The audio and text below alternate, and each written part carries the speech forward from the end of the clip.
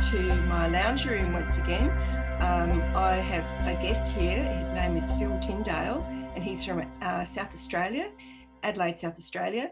He lives in the hills and had a very interesting experience when he and his brother were kids around age 10. Is that right, Phil? Yeah, that's right. So, well, I can tell you a little bit about it. We lived in Aldgate, and our house looked up the valley towards Stirling. At the end of the valley, there was a gentle ridge which blocked the township lights from where we were. And when we were 10 years old, my brother called out to me from his room, and he said, "Phil, come and check this out."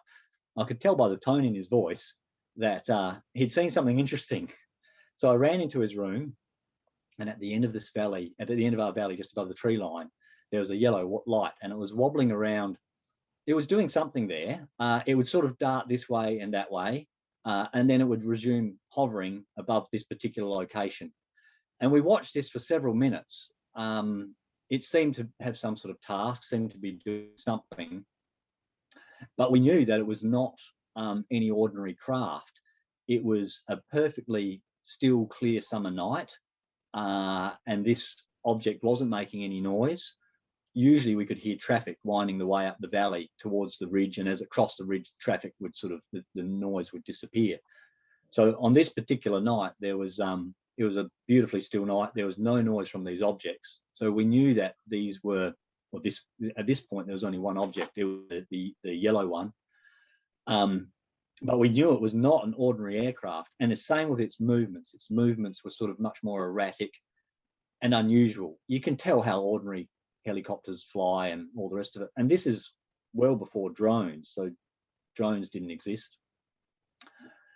A few minutes after watching this, a red object zoomed down from above and zoomed up to the yellow object, and this chase began. It was as if, I mean, I'm sort of throwing my interpretation on this, but it was as if the red one had seen this yellow one and was shooing it away. That's my interpretation of how it looked. But the yellow one took off as soon as this red one approached it, and they zigzagged back and forth across our valley. Now we had probably, I'm just trying to give you people some idea, we probably had perhaps 2 kilometres across the horizon, and these objects zoomed back and forth probably within about a 500 metre field of that horizon. So it was all well within we didn't have to turn our heads to watch any of this. These craft just sit back and forth across the sort of valley. And I suppose the motions were a tumbling, rolling motion and lots of turns, as well as the zigzag motion that other people have often described. But it was clear the red one was chasing the yellow one. That was unmistakable. And partway through this event, something interesting happened where, if you can imagine, there's lots of turns and rolls going on between these two lights. And they were bright lights, probably a bit brighter than sort of Venus, but we weren't close enough to have any to see any detail. So they were just bright lights in the sky. They now let me think how I can describe it. So the motion of these craft was quite rolling and turning and zigzagging fast, but smooth at the same time. So the movements were quite smooth. Suddenly the yellow one stops and gets yanked towards the red one to a particular distance from that. And then it jerks itself away and then gets yanked back again. And there's this funny repetitive motion. It lost all its autonomy, and it's got a sort of a 1 second rhythm to it, where it's like a zap, zap, zap, and the yellow one's being pulled to and jerking away from this red craft. My brother at the time called it a tractor beam. It sounds unbelievable and it sounds like science fiction, but this was this funny motion that I sort of had described to other people. It stopped, and the chase, the yellow one seemed to get its autonomy back, and then this chase continued, and they zigzagged back and forth across the sky again. Sorry, how long did you say that this took? What was the duration of the event? Look, I've said it was the total event probably lasted 15 minutes, but I'm sort of having to reverse engineer this. So look, I'll just tell the viewers, because they probably haven't heard the story. So what happened is we watched this chase, and then it resulted in one of these craft crashing. Now, we didn't see the crash, but we saw the chase before the crash. That's the summary of the event, basically. Estimate it took 15 minutes in total from start to finish, but there were several minutes where the yellow craft was by itself doing its own thing. We had enough time to run into our parents' bedroom and try to get them out of bed. Now, this was after the red one had joined the yellow one. My brother and I could see that the phenomena had escalated, so we got pretty excited. We ran into the parents' room and tried to get them out of bed, but they must not believe us or whatever it was. My parents worked the next day, so they just said go back to sleep and didn't bother. So we ran back to my brother's bedroom and continued looking out of his window. His window faced up the valley, so that gave us the perfect look of the perfect sort of view of this situation. Eventually, after several minutes of chasing, the yellow one took off to our right and disappeared. Now, I can't recall whether this funny tractor beam event happened more than once during the chase, or whether it was only a single event. But the end of it for us was when the yellow one took off to our right and disappeared from view. It sort of went behind, the hill rose up to our right, and it seemed to disappear out of view once it took off. And that last move was the fastest move of the entire event. That was a sort of the blink of an eye, disappeared, and it was gone. We didn't even know whether the red one pursued it or whether the red one took off or went invisible. We have no idea what happened to the red one. The yellow one we saw sort of flash off towards our right, and that was that. And I can go into some metrics on, this all happened when Rob and I were 10 years old. He's a twin brother. When we hit high school, earlier than 15, but at 15 years old, I learned how to do velocity and acceleration calculations. So I was able to sort of reverse calculate some of the approximate metrics on all of this. But this event, once it disappeared from view, that was it. Rob and I waited around for several minutes, perhaps even an hour, to see if anything else reappeared and whether something else came along. But it didn't, so we went back to sleep. Now, that was on a Thursday night. On the following weekend, Saturday morning, we went to our grandmother's house, and we walked in the door, and the first thing she presented us with was this paper clipping which said UFO crash in Stirling, which is where we lived, of course, or we lived on the border of Stirling and Aldgate. And it was the same night and same time, so there was a compelling, clear connection that the craft that we had witnessed that night, something must have happened to one of them. Now, the chap who reported this, his name was Darryl Brown, and he described hearing a loud crash, and he ran outside to see what had happened. He thought there'd been a car accident or something to that effect. He could hear groaning and a creaking noise coming from the tree around the back of his house. Now, he had two big dogs, two Great Danes, and they ran inside. They were quite terrified of whatever was happening. And Darryl went around the back of the house with the torch, and he shone the torch up into the tree, and there was this large yellow craft wedged into the tree, and it had busted the tree up. So it had knocked a branch off. The branch was approximately 30 centimetres across, so it's a really big branch that it had knocked off. And he described it as a yellow speedboat, approximately 8 metres long. He could only see the bottom of it, so he couldn't see the top part of the craft, because I think he described it as being wedged 20 or 40 metres, something quite high. It was a large tree. Of course, I've since gone back and looked at that tree, and of course, the damage was still visible, 38 years later. There was a big scar on the tree. I would have liked to climb the tree, but it's private property, so I didn't get around to doing that. But the damage was still visible 38 years later from standing on the ground. So we knew that Darryl was telling the truth. because his story coincided with our own experience, and he described it as a yellow craft. And what my brother and I had seen is both a red and a yellow craft. The yellow one, I suppose, was the colour of an old car's headlight, sort of a bright yellow, but not perfectly white.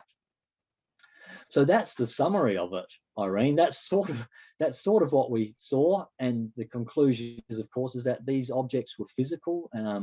They were clearly not within the human range of technology, and they were to some degree at odds with each other. So that's what I tell people. How clearly could you see that their shape when they were moving around? Were they moving too quickly, or were they too luminescent? No, they were too luminescent. So we had no perspective on any detail of the craft. It would have even been hard to determine the size, except to say they could have ranged anywhere from, I'm speculating here, 1 meter to 20, 30, 40 meters. Anything larger than that, we probably would have had more, I suppose, idea of the size and shape from where we were. We were approximately 800 meters from where this event sort of happened. The whole event seemed to follow along this ridge line.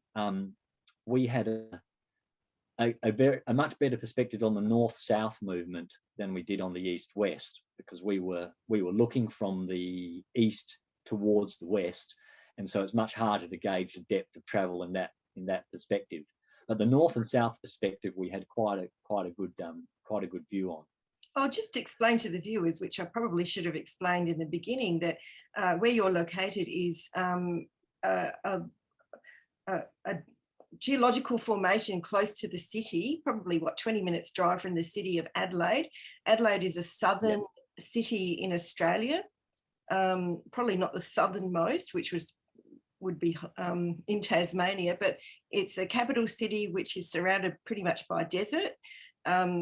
And it's a fairly low hill line, and it's fairly well wooded and covered in, if it's not forest, it's an area which has got good soil and grows crops. Were there any other distinguishing features, or remarkable features, I should say, close to where the action happened, apart from trees or remoteness? Was it fairly remote in those days, or less populated, the area you were living in? Yeah, it was certainly less populated than it is now. It was so it's a small township. I think the population would be 4,000 or 5,000 or would have been back then, in the township of Stirling. They were large housing blocks, so it was semi-rural, surrounded by more rural farming area. We lived in a new subdivision, so the blocks were fairly cleared. They were sloping because it's undulating countryside, not steep, as you mentioned. It's not steep hills, significant enough. Mount Lofty itself is, I think, 770 meters, and Mount Lofty this all happened within about 5 kilometers of the Mount Lofty summit. So it's that's the approximate elevation, around the 600 meter mark or thereabouts, with undulating valleys. So we could see this event. We were perched on the side of the valley, on sort of a spur where the ground sort of protruded into the valley, and we had a very clear view looking directly up to the head of the valley, to this gentle rise. I knew the area very well. We'd cycled around there on our push bikes. So there were a couple of landmarks. And now these landmarks allowed me to do calculations later on. So there was one light that we could see at the end of the valley on the slope that faced us, made by a particular house. And I was always curious as to where that really was. And so I jumped on the bike and cycled around that area to try and find where that house was. And I located that. So that was one of the landmarks that we knew existed on the other side of the hill. And the other one was, of course, where Mount Barker Road wound its way up along the valley floor and then crossed the ridge. We could see car lights and stuff like that. So those two landmarks were approximately 400 or 500 meters apart, and that's sort of how I gauged the distance that these objects were traveling. Most of the chase happened sort of not directly between those two landmarks, but approximately. It was probably shifted slightly to the right of the two landmarks I described. But they took up a range of field of about 500 meters, which is, around 30 degrees across our horizon. So we didn't need to turn our heads. People often said, well, they traveled so fast, how could you keep up with it? But it wasn't like that. They were far enough away that we could see the movements very clearly. They were fast and smooth, but not overly fast. It was just, you could see that they were traveling, I did the calculations and I said that it was approximately half a kilometer in somewhere between 1 second and half a second. Now, those were my estimates from what we saw, and that calculates out to be supersonic. But I want to stress that may not have been, those estimates could be incorrect. So it may have been just sub-supersonic or something like that. People make a big deal about whether it's supersonic or not. So that was part of my interest.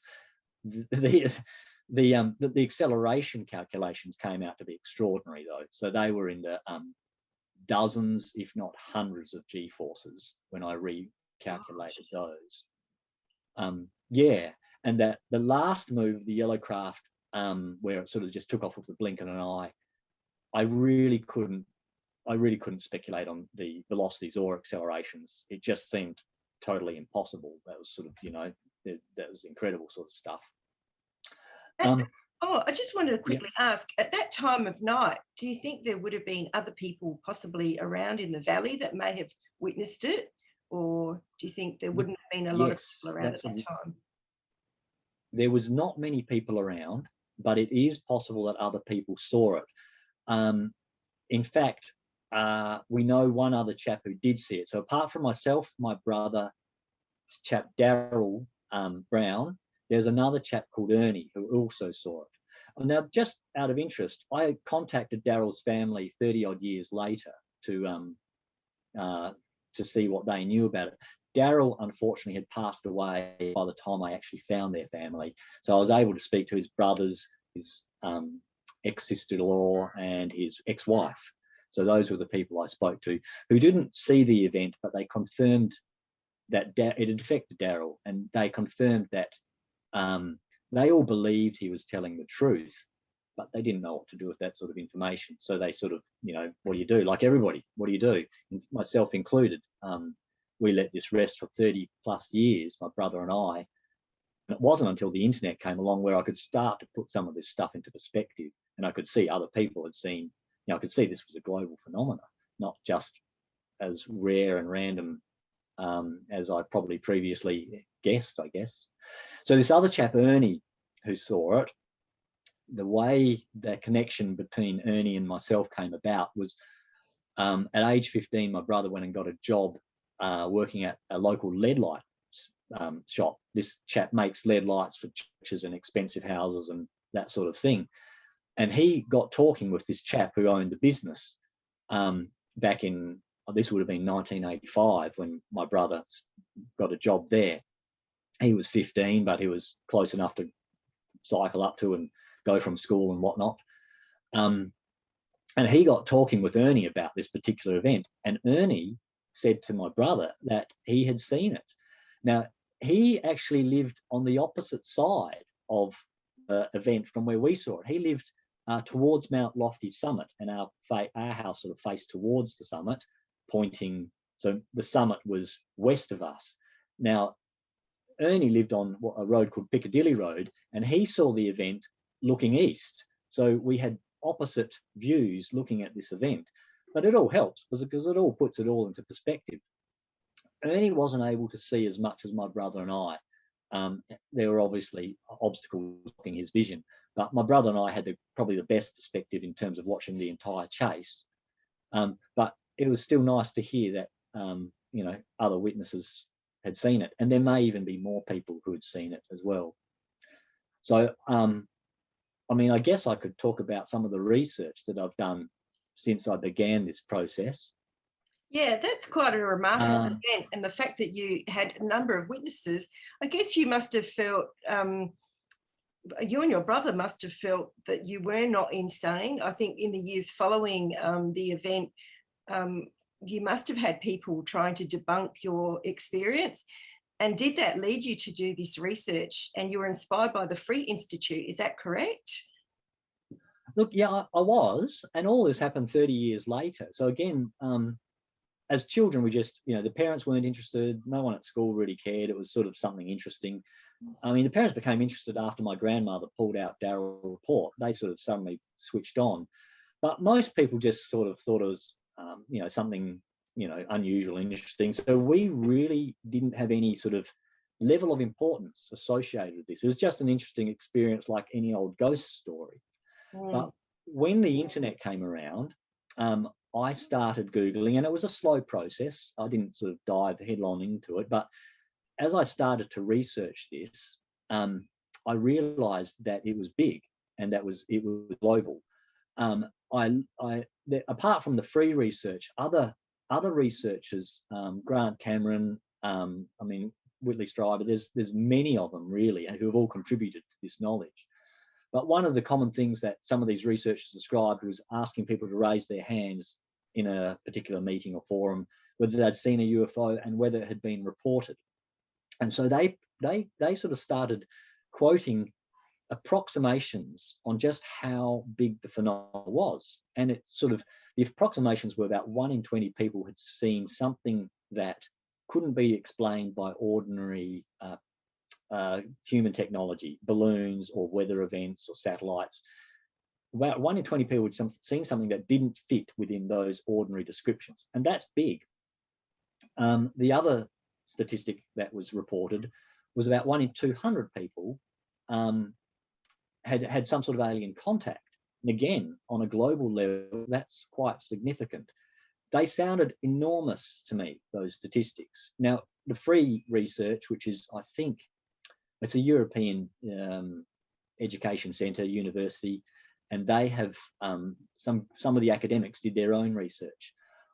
I haven't seen quotes in terms of the scale of the phenomena, but I've seen a lot of their statistics in their report, which which refer only to people who claim to have extraterrestrial contact. And so they dive into whether the contact was positive or negative, whether they experienced telepathic communication, what sort of entities they experienced. They've got pages and pages of this sort of information, and it's really quite interesting to look at. But from a backyard investigator, which is really where I'm at, I thought, well, those larger statistics I could probably test. And I simply began asking people who I knew, the neighbours, anyone who I sort of just came in contact with, whether they'd seen a UFO. And most people just think you're a bit of a nut when you bring this up.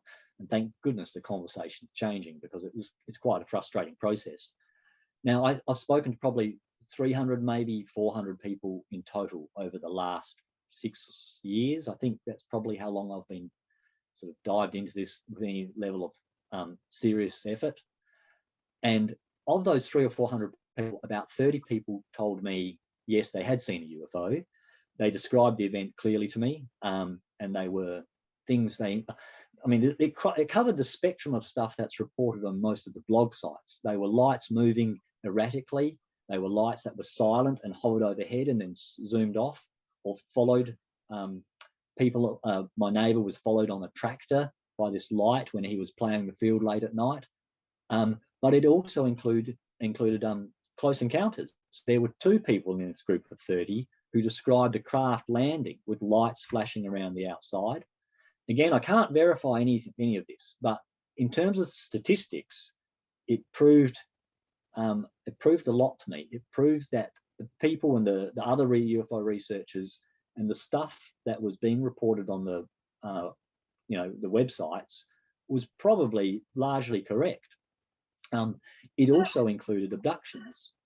I just wanted to jump in before you go into abductions. The background of the people, did you note, whether they had mental health issues? I mean, that's probably a bit personal, but I mean, a lot of debunkers talk about that, oh, well, all of these abductions are reported by people who probably have mental health issues and it's all in their mind. Yeah, please continue about abductions and what you found from talking to these people. Yeah. Look, that's a myth. That's a funny myth. There are people. I mean, even in my own group, who sort of claim to have alien contact. A couple of them were probably, I guess, on the hippie side, if you want to call it that. Perhaps those people who are more open to this type of experience are better targets. I don't know whether that's true or not, but no, most of these people who saw the UFOs and who had contact were ordinary people. They were farmers. There was a policeman. There was a shop owner she runs a dress shop. I'm just trying to think of the big stories, but these were ordinary people. A post office worker, postal worker. They had ordinary careers. They weren't interested in UFOs at all. It was just because I was asking about it.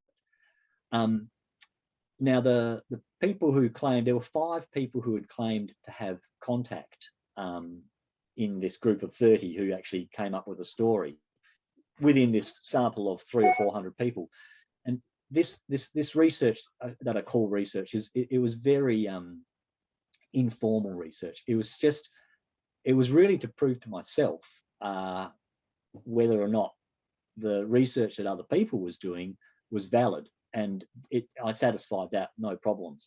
The 5 people who claimed to have contact, they had their contact experiences sort of covered the same spectrum of contact experiences that reported by the free research. And it also included the same sort of messages that were reported by the free research. And that's a wonderful consistency, because it sort of showed that, that the free research is probably totally legitimate and totally real. And it also shows that the research of other people, such as Grant Cameron, is also correct. For those that are new, sorry, jumping in again. For those that are new to this topic, what was the messaging that was consistent with the free messaging? Yeah. Look, that's and this is really important. So many contactees describe, and the free research, I think, described this as 38%, and I've heard other people quote higher, about 40%. But they often receive either a vision or an auditory message, and it's to do with us destroying the planet one way or another, through either environmental degradation or through nuclear warfare or that sort of thing. Climate change. Climate change is not specifically mentioned, but they're shown visions of devastation, war, and environmental destruction. Or they are told this. They're told you're damaging the planet and you need to stop. This message is it's big, because there's a large percentage of people that report it. Included in that was this one of the farmers who I spoke to. He had had this contact, and that was exactly the message that he was given. There was no other.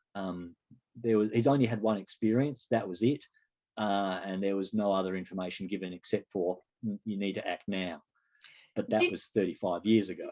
Did that farmer, do you know if that farmer had, if that message made an impact on his mind, and if he had changed his life or the way he did things on hearing that message? Look, that I don't think he changed his practices, but I don't really know.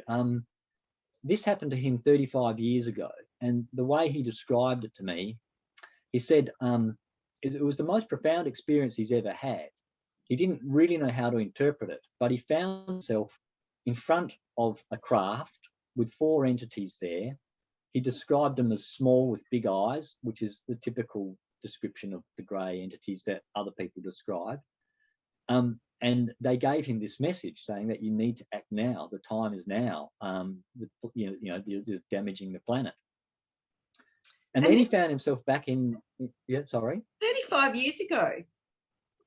35 years ago, they told him this. And are you still in touch with this guy, or is he still around with us? Yeah, yes. Well, yes and no.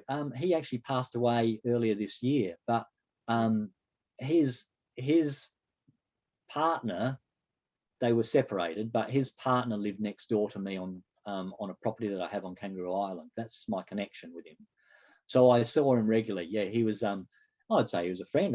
Went to his house many times, and he was always helpful. So yeah, no, he was a friend. Not in my close circle of friends, but I'd consider him a friend. And now, what was I going to say about him? Oh, yeah. So again, no, not at all. The communication that he received is not this sort of conscious type beta mind conversation that we're having here. It was a telepathic type communication, and it was at night. He found himself back in bed after the event, but where people don't know how to interpret it, because he knew it wasn't a dream, but anybody else that he would speak to would probably dismiss it as a dream.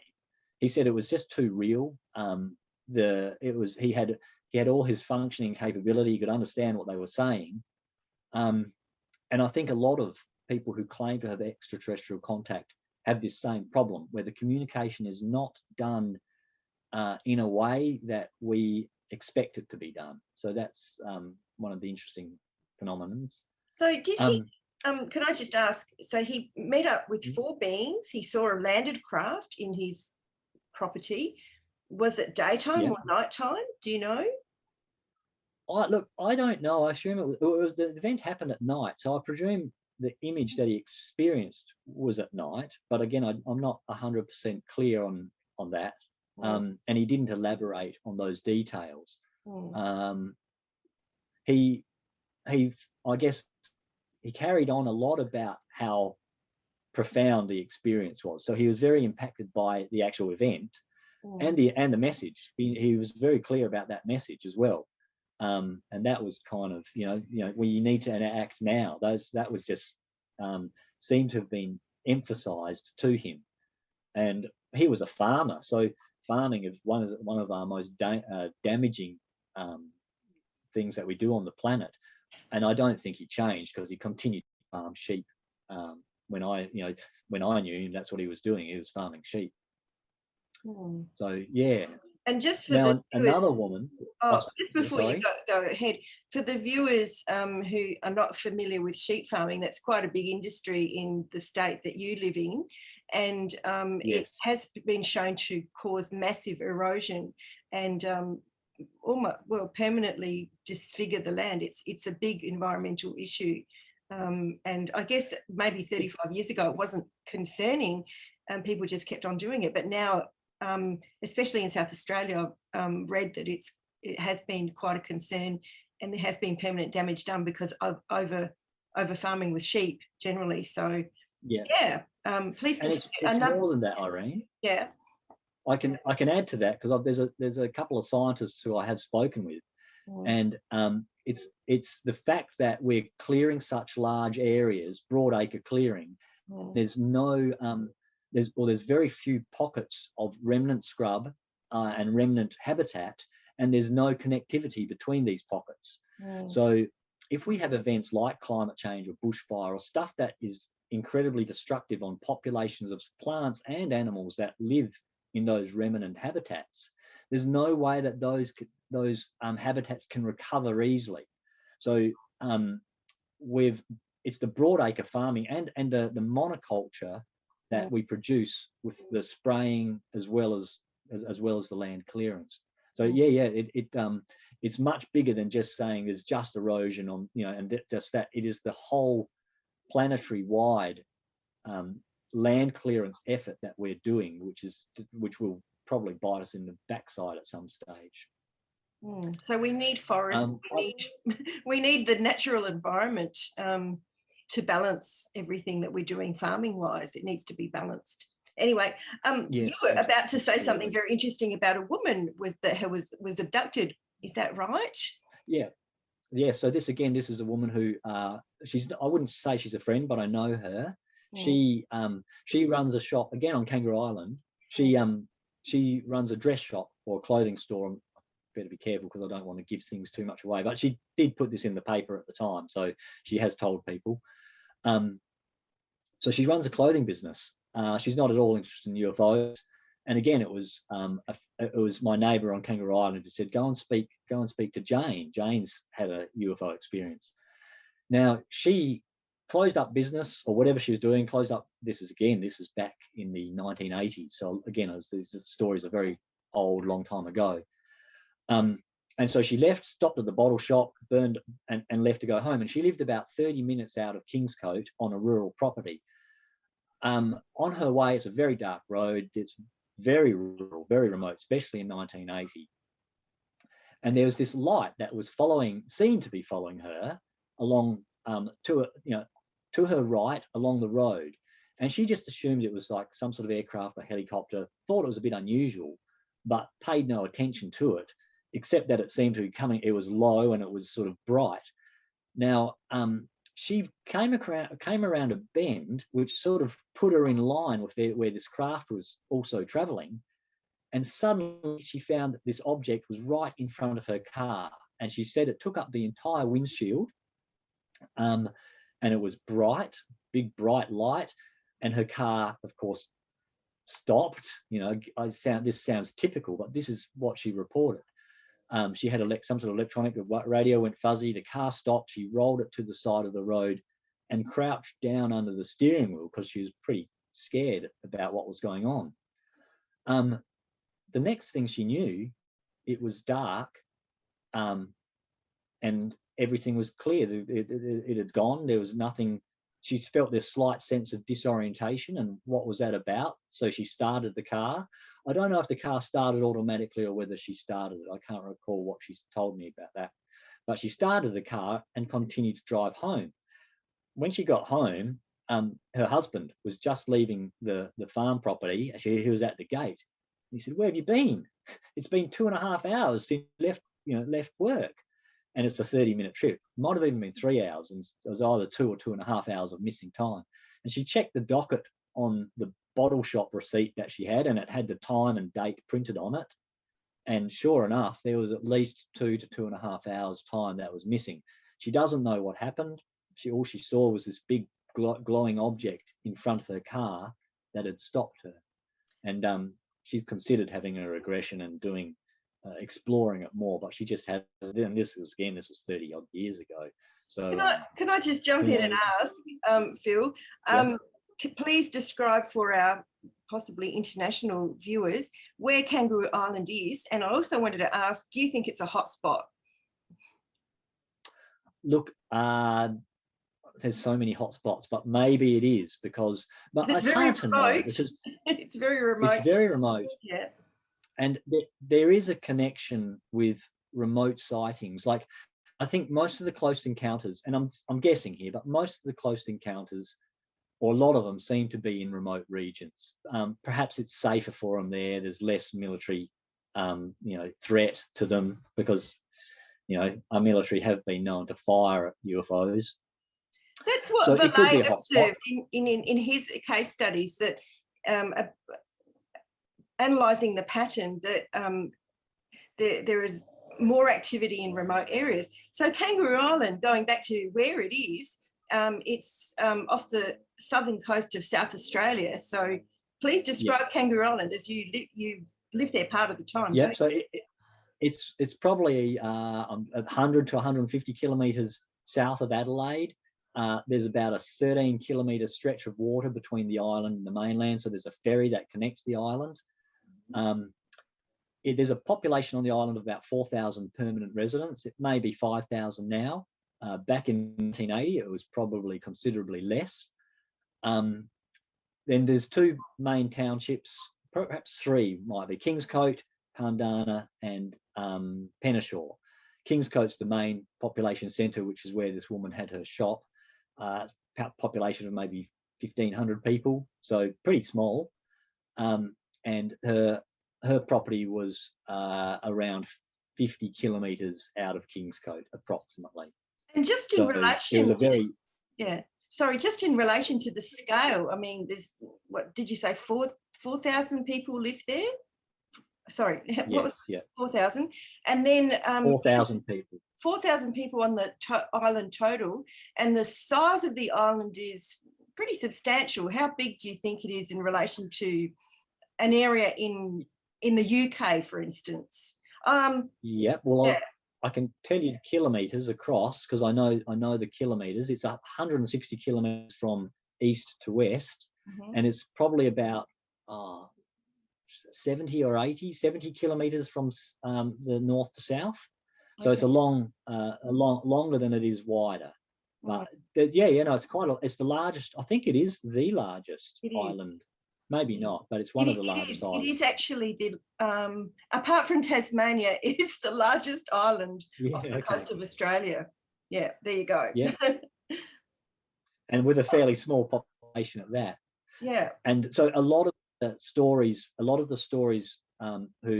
that came to me are from Kangaroo Island, but also that's probably because of my own association. I have two properties, one on the island and one on the mainland, again rural sort of east of Adelaide.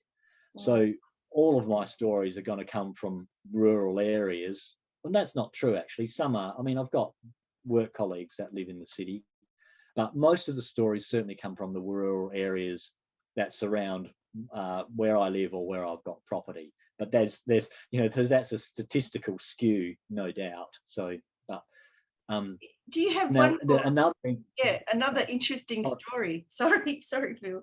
I've got many, but I don't want to bore people with them. But this one implicates the military in it. Yes. He's a neighbour again. He's a farming neighbour on Kangaroo Island who I know quite well. And this only happened quite recently. He knew that I was looking into UFOs. I'd asked him, "Had you seen a UFO?" And his response at the time was, "Oh, look, I saw something, in the sky. It was a bit weird. It did look like a chase," he said, "but it was a bit weird." But he didn't really, he didn't elaborate on that particular event much. But that was quite some time ago when he described that to me. Well, I think it was 2019. He gives me a call. It was September 2019 or it was 2018, but it was September. And he gives me the call and he's frantically talking over his wife, and his wife's trying to talk at the same time. And they're telling me what's just happened. They said, "You wouldn't believe what's just happened. We saw these two UFOs, and he described them as red and green lights that zoomed across their horizon at quite a speed, followed by jet aircraft, two fighter jets." And he said, "Oh, you can tell they're fighter jets. They were low and loud, with a huge boom." So these objects had just zoomed past, and then something interesting happened. A funny little white glowing orb or object zoomed across the paddock below their horizon. So it was not above the tree line, but below the tree line across their back paddock, following the same direction that the fighter pilots and the UFOs were flying. Now, he lives on the south coast of Kangaroo Island, and the chase, or these two objects that went from east to west, followed by the fighter pilots, which were about 10 minutes behind these objects. So first the UFOs went across, then these other objects went across. Then the fighter jets went across, and then that funny little orb. I just wanted to get a gauge on where exactly is that in the south. Can you name some towns that he might be close to? Okay. Yep. It's not near any towns, but if you know the shape of the Kangaroo Island, I describe it as a turtle. It's got the body of the turtle and then the head. Now the head of the turtle points east, so that's known as the Dudley Peninsula. It's an island in its own right. There's a very narrow stretch of land that connects the eastern island with the larger western part of the island. That's known as the Dudley Peninsula. And he lives on sort of the south, sort of central part of the Dudley Peninsula. Oh, and facing south is where that's it's got. quite remote there. That's really unpopulated there, from what I recall. Yeah, Very it's wild. very unpopulated. Yeah, yeah. And Oh, so beyond, so beyond him, in other words, between his house and the Southern Ocean, it's pretty well just scrub. There's a few rural properties, but I mean, I think there's probably one or two, hardly any, but mainly scrub and native vegetation in some sort of reserve. I think both private reserve and public reserve. I think is that part of the island consists of. So but what was interesting, I mean, it's an interesting story, but his excitement in his voice and his wife, they were talking over each other to tell me this story. So they were, whatever they had seen, it had certainly affected them. 2019. That's very recent. I think so. Yeah. It is recent. Now, it might have been 2018, but it was September. And I do have the dates written down. I'd have to go back and try and find my notes. Unfortunately, I really didn't take many notes with any of these. It was purely for personal satisfaction. So I wanted to, I don't know about satisfaction, that's the wrong word, but it was for, I wanted to work out what's going on. If we're being visited, what are these entities doing? And that's really what my quest has been for the last 5 or 6 years. So the free research that we talked about a little bit earlier. Just to explain before we jump in, free. What does free stand for? And that's the Edgar Mitchell Foundation, isn't it? That's correct. So it used to be the Noetic Sciences, something like the Research for Noetic Sciences, and they changed the name to Foundation for Research for Extraterrestrial Experience. I think that's what it stands for.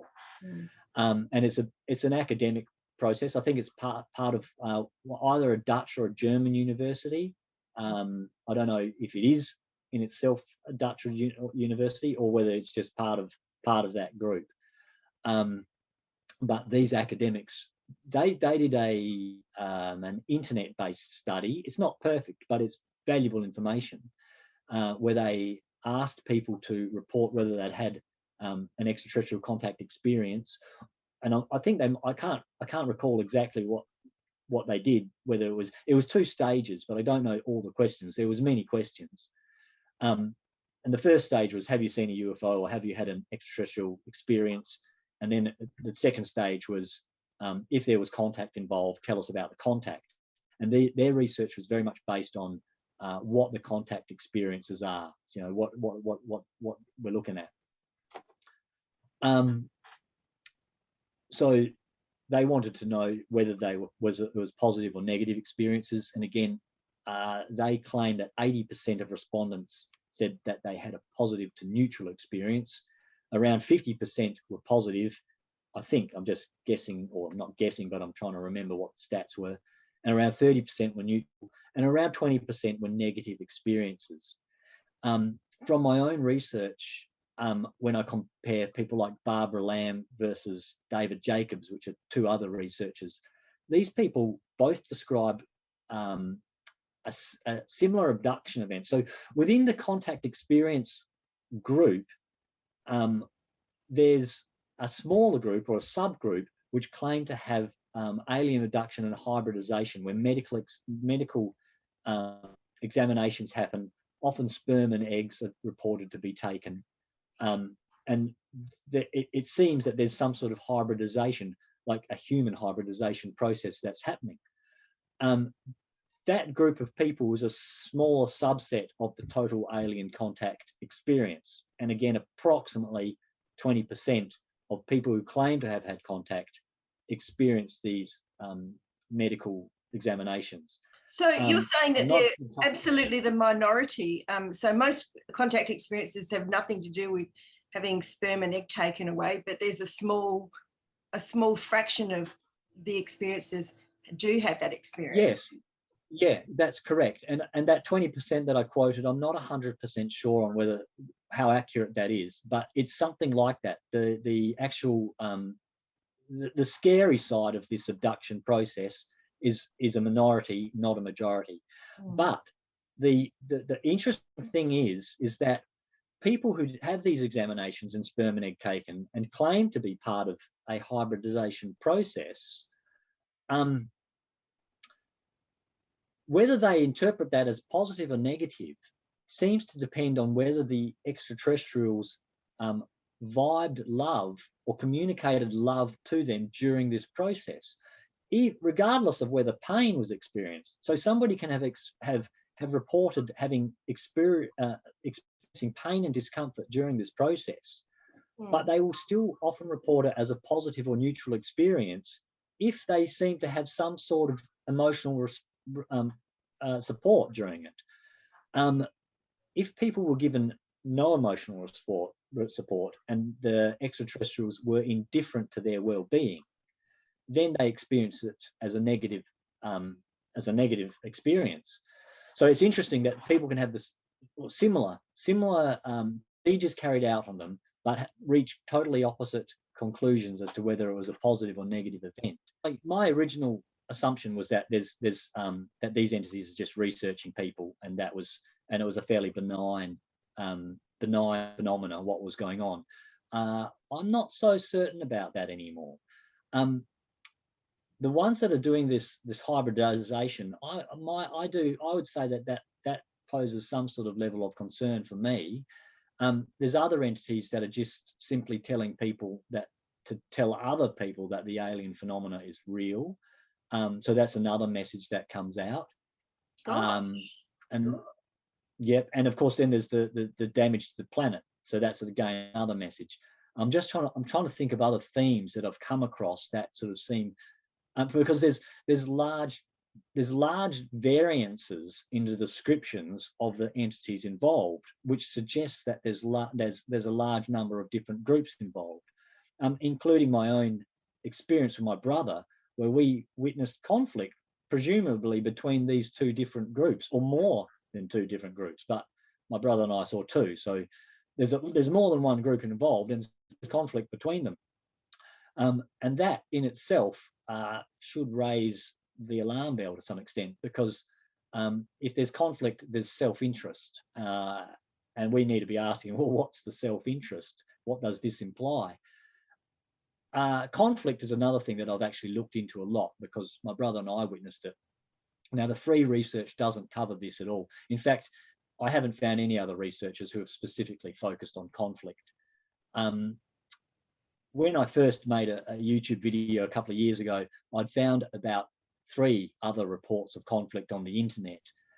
Only one actually described lethal force, where, again, I can give you a quick description. This happened in South Africa. A whole village witnessed this. So there was quite a large number of people, and there were 2 objects chasing one object. And it sounded very similar to the experience that my brother and I had.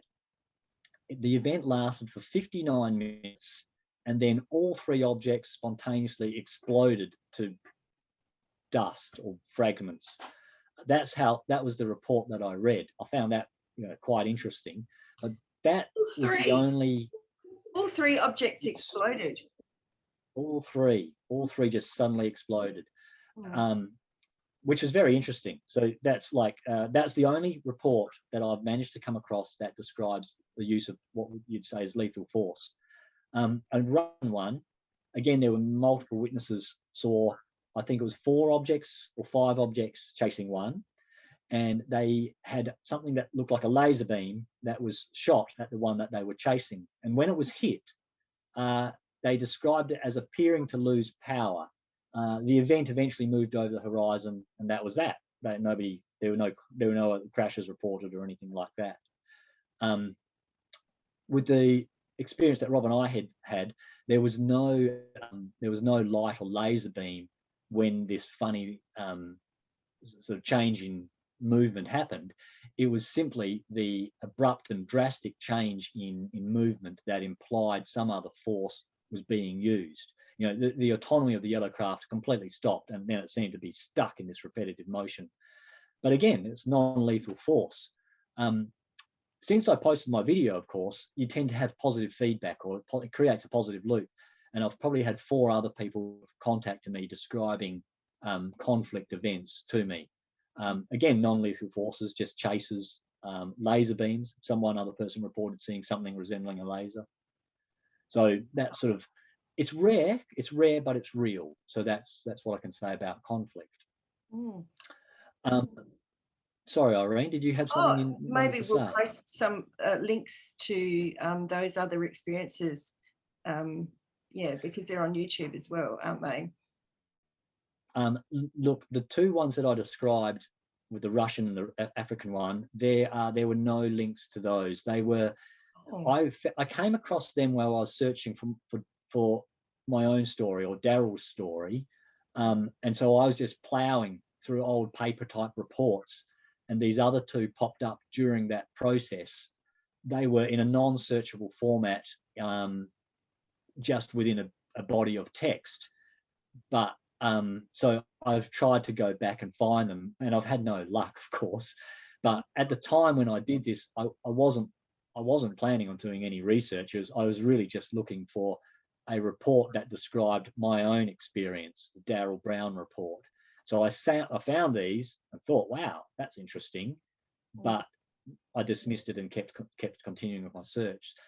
I have tried to find them, and perhaps I could keep going, but it will be a long process before I can get those links. There is one report of conflict, and it's worth reading. It's by a chap, Friday Skies. If you Google Friday Skies, it's just a written report, no YouTube stuff. Yeah. But he reports conflict. Yes, that's a very interesting one. I've read that one. It's quite interesting. Yeah. Yes. Yeah. And again, I've spoken to him personally via email. Most of the discussion actually involves him moving on with life. This happened in May 2018, and it kind of shocked him, changed his total belief system of the world. But his family don't believe him. So most of our correspondence has been through him, how he's dealing with that, rather than the actual event itself. So back. Oh, sorry, Irene. Yeah. One question that people are often curious about is that people who experience or have a close encounter sometimes have ongoing odd experiences, or people would call that paranormal experiences, or it has effect on your or a person's abilities in intuition. Has this happened to either you or your brother or anyone that you know?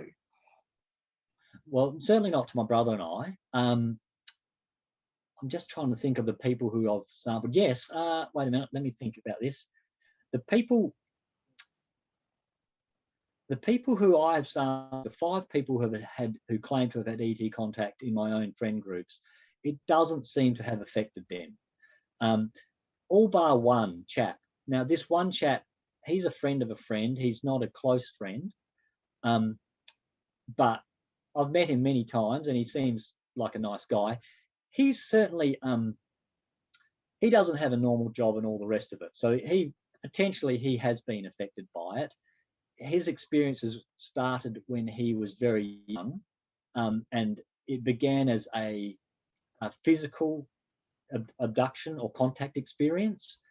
But the other contact experiences have all been telepathic. So just I mean, I don't know quite how to describe it, but he's sent messages and communication through some sort of telepathic process.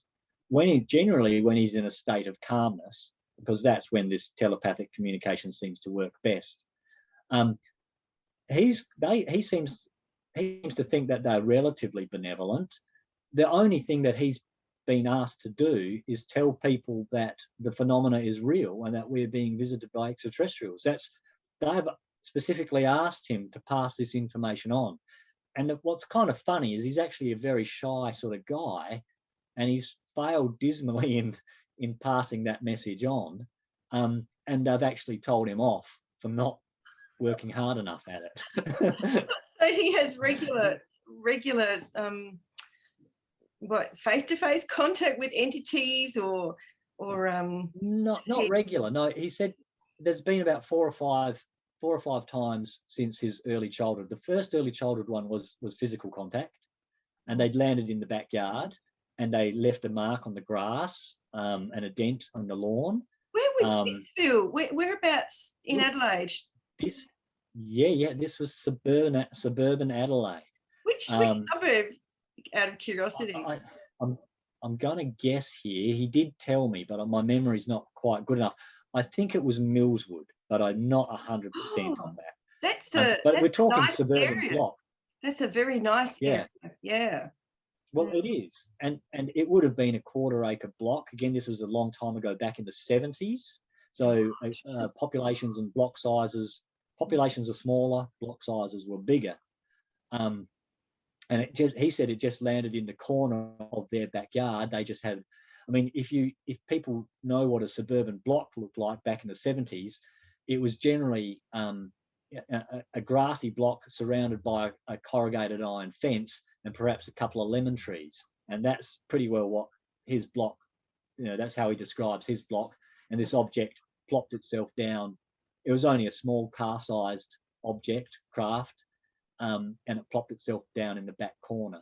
And it left indentations in the lawn, which he then saw when he was, the next day, and they stayed there for a long time. That in the indentations, he said they stayed there for years until they moved. How many were there? 3 indentations. What shape was the craft, and what did the beings look like? Look, I don't know enough about that. And he said the beings appeared to him as clowns. So they don't anymore. I don't know. I haven't quizzed him on that. I need to quiz him on that. But when the physical one, they appeared as clowns, and he believes that might have been some sort of overlay that they tried to project to him so that he wasn't scared, something to that effect. That was his interpretation of that. I mean, another farmer who I know, he had one land in their back paddock, and it was some distance away. It was actually his neighbour's paddock that it landed in. But entities actually got out of the craft and walked around. He described that. Again, they didn't go and approach it. It was quite some distance, but he went and got his wife and drove back to the spot where they could see it from the hilltop and see these entities walking around. That was described. Now, the person who described that to me was not the person who saw that, but his neighbour. So his neighbour knew him very well. Both of these people had seen lights in the sky, and the craft had actually landed in his neighbour's paddock. So he told this story to me. He was fully confident that the event was real because he had also seen lights in the sky on that night.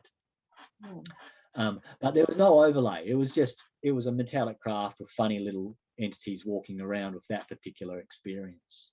Were they the classic? And if people were they the classic? Sorry, Irene. Sorry, were they the classic child-sized, skinny, bulbous head, slanty-eyed? Yes. Creatures. Yeah. Yes. Yep. And from my own research, reading people's stuff and the people I've spoken to, it seems there are groups here who are just imparting information on us, either warnings or messages. Another one is a message of love. In other words, we need to love each other, we need to love ourselves, and not do harm to other physical entities. That's another very prominent message that's described by other UFO experiences. I think we're getting to the end of the time here, and it's been a very informative conversation. And thank you very much for sharing all of this and your experiences and research with us. So thank you, Phil. Thank you very much.